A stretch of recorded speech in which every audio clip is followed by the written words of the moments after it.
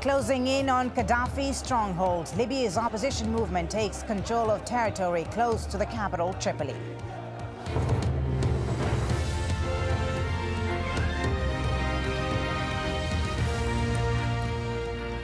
Hello, I'm Fuli Batibo. This is Al Jazeera, live from Doha. Also on the program. And I'm Tony Bertley in the town of AlJazeera, east of Tripoli, where there's a mobilization of forces here ready for Gaddafi's endgame. Crisis talks in Geneva. The U.S. Secretary of State is to meet with other world leaders as fears of a humanitarian crisis in Libya grow. Tunisia's Jasmine revolution ushers in a new prime minister as new protests call for faster change. Timing isn't my strong suit. I speak for that. And a fluent performance as a stuttering king sees Colin Firth crowned Best Actor at the Oscars.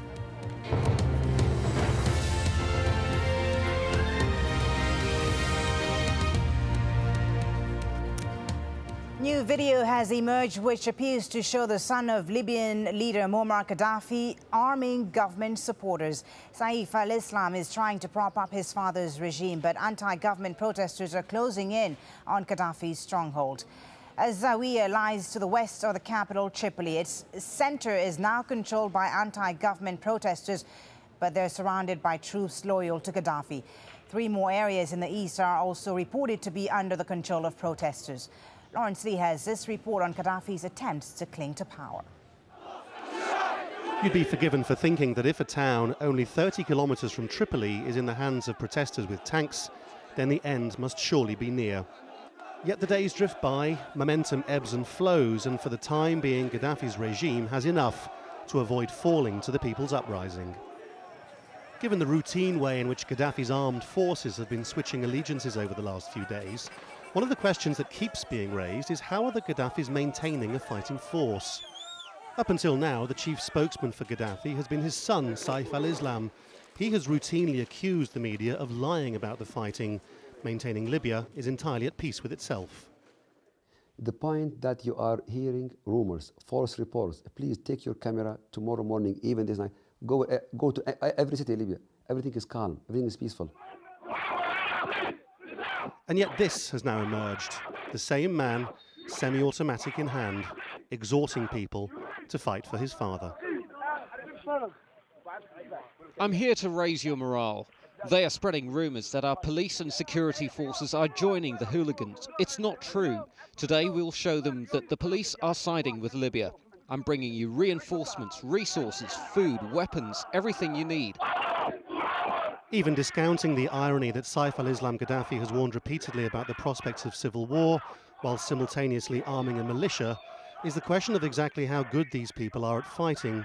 Clearly it's not hard to shoot unarmed protesters in Tripoli, but what the totality of Gaddafi's forces is now compared to those of the insurgency is an open question. If Western Libya remains on a knife edge and will determine Gaddafi's fate, all the reports from the east suggest people trying to get on with life after Gaddafi anyway. The other big question is whether cities like Benghazi actually want to move on Tripoli, or whether they're happy to let Tripoli decide its own fate. Lawrence Lee, Al Jazeera. Well, let's talk to someone now who lives in AlJazeera but doesn't want to be named. Thank you very much for speaking to us. From what we understand, AlJazeera is now under the control of anti-government protesters, but you are being surrounded by forces loyal to Gaddafi. What is the situation right now in AlJazeera? What's happening right now? Okay, AlJazeera from last night until now is very quiet. Really, it's quiet. No more attacks. There are some groups of Gaddafi militia outside of the area of Zawiya. Otherwise, all the areas controlled by the revolutions. We have no problems now, other than that they are making a gate from at the corners of Zawiya, out of the Zawiya, to to somehow they are corrupting the movement of the people, the cars, and they are exposing the cars if they have weapons or something like that, asking the people from where going to where, preventing them. It's not slowly to move from Zawiya to other place. So it's not smooth. How do you think, how imminent do you think is the danger of a counter-offensive on AlJazeera, and how are opposition groups there preparing for that? Now, for 2-3 days, when they came and killed these people, we didn't have weapons before. And we, even though we stopped them from entering Zawiya, and already we occupied some weapons from them, and they went away. Now they don't. I think they don't have a chance to come again, because a lot of military people are with us now, and also a lot of weapons with us. They will take a lot of time to come back now, I think. And where are you getting your weapons from? Where are the opposition groups getting their weapons from? Weapons. The weapons. There was some camps of military camps around in the Zawiya, and the people, they went there and they attacked these military camps, and they occupied the camps and get these weapons from the camps. Okay, thank you very much for speaking to us. A resident there of the town of AlJazeera in Libya, which is now said to be under the control of anti-government protesters, but is surrounded by forces loyal to Muammar Gaddafi. Now, AlJazeera's Tony Bertley filed this report from the eastern town of AlJazeera. Well, the momentum is building all around Libya, but especially here in the east, in the town of AlJazeera. They are building and mobilizing a force which could be used for either defense or for attack. We're in a position now at a very important strategic crossroads, 160 kilometers from Benghazi and about 300 kilometers from Gaddafi's stronghold of Sirte. That's his hometown, armed and well fortified with 4,000 men. But if there's going to be a backlash, a counter-attack by Gaddafi forces, it will come through here. So it's very important that the defences here are mobilized and strong. Now, there's oil fields 25 kilometers from here. There's concern that Gaddafi, the last thing in the tail, may be a final attack and a destruction of the oil fields, so that they are being well guarded. But the mobilization here is being coordinated by generals living in exile, and they hope that this force will not be needed. But the way things are going with the menacing threats by Gaddafi and his sons, they have to be prepared for the worst. This is a very important area. It fell basically without a shot being fired, just a few people killed, and they've got remnants of the air force of Gaddafi, which was used to bomb Benghazi. They shot planes down, and they have the remnants of those aircraft here. So there's a very strong feeling that they're on the way, that the game is over for Gaddafi, but there's still the unknown quantity that still remains. Well, the Canadian and British Prime Ministers have joined calls for Muammar Gaddafi to step down. Their comments come as the U.S. Secretary of State prepares for crisis talks in Switzerland. Hillary Clinton is due to meet other foreign ministers on the sidelines of a UN human rights meeting in Geneva. Let's speak now to AlJazeera's Nick Spicer, who joins us live from Geneva. Nick, so this is a UN Human Rights Council meeting. What exactly is on the agenda of discussions there? Well, what will be happening of interest is really what's going to be happening on the sidelines. The Council on Friday really took an unprecedented decision.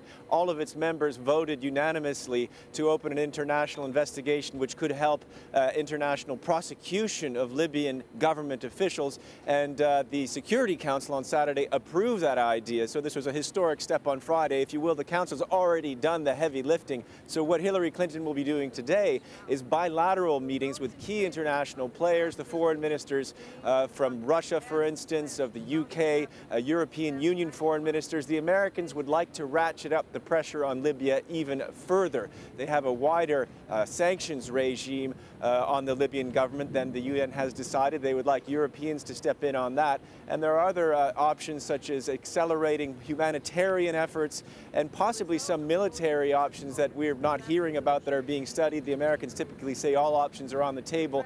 They're keen to do this multilaterally, so something could be decided in that domain. We just will have to find out later in the day what's been decided. You mentioned the unprecedented action of the UN Human Rights Council, Nick, which Libya was a member of, but it's also the same organization which less than 4 months ago was praising Gaddafi for promoting human rights. I mean, how credible really is this Human Rights Council? How much clout does it have?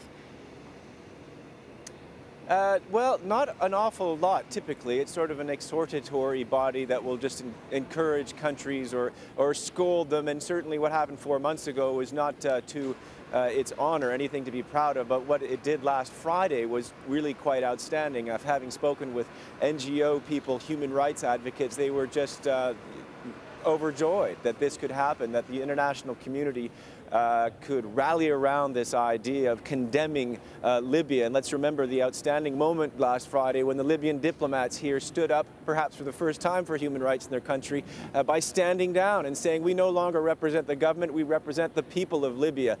Just to give you an idea that there's a widespread international consensus to do something about Libya, and I expect we'll probably hear more announcements of that nature today. Okay, thank you very much. Nick Spicer reporting live there from Geneva at that meeting of the UN Human Rights Council, which is expected this Monday. Of course, we'll be following that for you here on Al Jazeera with Nick Spicer. Thank you, Nick. Now, in other news, Tunisia has a new prime minister. Al-Beji Kaid Sebsi succeeds Mohamed Ghannouchi, who resigned on Sunday. It follows renewed violence in the capital, Tunis, before his departure. Nadim Baba reports. A surprise announcement as Tunisia's interim president names a new prime minister. At this critical moment, in order to maintain our national interest and to ensure that the state is up and running with all its institutions, I requested Mr. Beji Kaid Sebsi to assume the office of Prime Minister, and he thankfully accepted this responsibility. Al-Beji Kaid Sebsi is 84 and a former foreign minister. He served under Tunisia's post-independence leader Habib Bourguiba and under President Zine El Abidine Ben Ali. His appointment came hours after interim Premier Mohamed Ghannouchi unexpectedly stepped down. I am not prepared to be the person who takes decisions which result in the loss of life. The move comes at a tense time for Tunisia. Sunday saw new clashes between protesters and security forces in Tunis. Several people have reportedly been killed on the streets of the capital since Friday. Mohamed Ghannouchi took over as premier on the 14th of January after President Ben Ali fled to Saudi Arabia following weeks of protests. Critics say that since the Jasmine Revolution, there's not been real reform, and Ghannouchi's replacement is unlikely to change that. He's out of touch, he's out of time, he's belonging other generation. What the Tunisian youth need today, who someone will be able to represent them, who someone will be able to respond to their legitimate demands. Mohamed Ghannouchi has repeated the government's pledge to hold elections by mid-July. But almost 200 people have been arrested over the weekend. It's not clear how far the new Prime Minister can quell the anger on the streets. Nadim Baba, Al Jazeera. The Jordanian Prime Minister has promised more political reforms after the opposition threatened further demonstrations.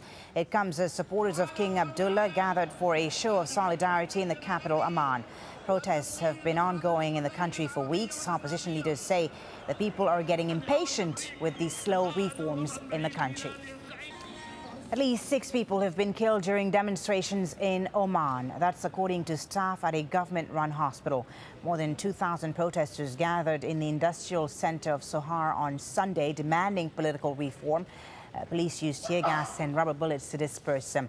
The protest prompted the Sultan of Oman to introduce around 50,000 new jobs as he tries to stop the unrest. To Bahrain now, where the U.S. President Barack Obama has welcomed government moves to reshuffle its cabinet to appease demonstrators. Thousands of people marched through the capital of Bahrain against the monarchy on Sunday for a third week. Protesters have rejected the king's appeal for dialogue and called for him to step down. A soldier has been killed and 2 wounded in an attack on a military checkpoint in the Yemeni town of Abiyan. It comes as the country's opposition vows to join anti-government protests to pressure the president to step down. President Ali Abdullah Saleh has called for a meeting with his army generals as he tries to shore up his grip on power. Hashim Ahelbar reports from the capital, Sana'a. Remaining defiant, President Saleh telling his army officers that Yemen is in danger of disintegration and that they should fight for its unity. We have vowed to defend the republican system, the unity and safety of the republic till the last drop of our blood, and this vow stands now. There is an attempt to split the country into north and south. The president was referring to his arch rivals, secessionists asking the south to break away from the north, and the Houthi rebels in their ongoing battle against the government for greater autonomy in their region. لم تكن هذه المرة الأولى